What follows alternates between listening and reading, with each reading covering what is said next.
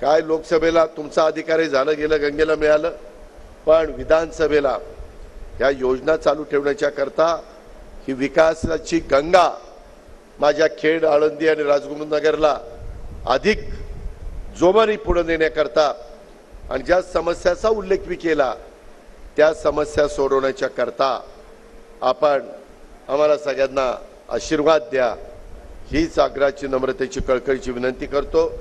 पुन्हा एकदा आमच्या दिलीपराव मोहिते पाटलांना उत्कृष्ट वक्तृत्वाबद्दल जो पुरस्कार मिळाला त्याबद्दल सर्वोत्कृष्ट भाषण।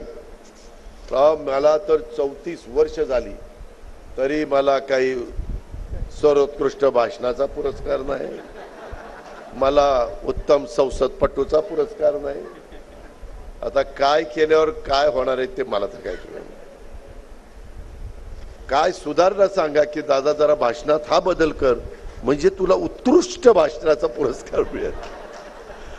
सभागृहात दादा तू असं वाग, अजित असं वाग म्हणजे तू उत्तम संसदपटू होशील। जाऊ द्या, किमतीचा भाग जाऊ द्या, परंतु जे काम करतात त्याला शाबासकी मिळाली पाहिजे, त्याच्यातनं त्यांना हुरूप येतो। इतरांच्या मध्ये पण इच्छा निर्माण होती, अरे त्यांना मिळालं मला का नाही मिळत, आणि तो आणखीन जोमाने कामाला लागतो।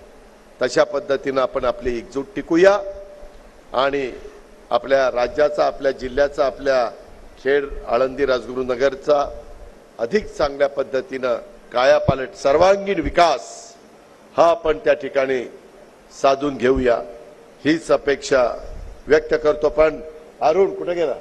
मी तुला आधीच सांगतो, सगळ्या आदिवासी भागात सांगा माझा दुरान्वय पण संबंध नाही। हे कुठेतरी ग्लोबल म्हणजे अलीकडे काय झेरॉक्स लावलं तरी ते काही दाखवता येतं। मी आदिवासींच्याच बाजूने, मी मागासवर्गीयांच्याच बाजूने, मी आरक्षणाच्याच बाजूने, मी कधी वेगळा विचार करणारा माणूस नाही। समाजातल्या गरीब घटकाला इतरांच्या बरोबर आणण्याच्या करता सवलती मिळाल्या पाहिजेत ह्याच मताचा मी आहे। म्हणूनच अर्थसंकल्पामध्ये एवढ्या सवलती दिल्या, कधी महाराष्ट्रातल्या कुठल्या अर्थमंत्र्यांनी ह्याच्या आधी दिलेल्या नव्हत्या। ही गोष्ट आपण ध्यानात घ्या।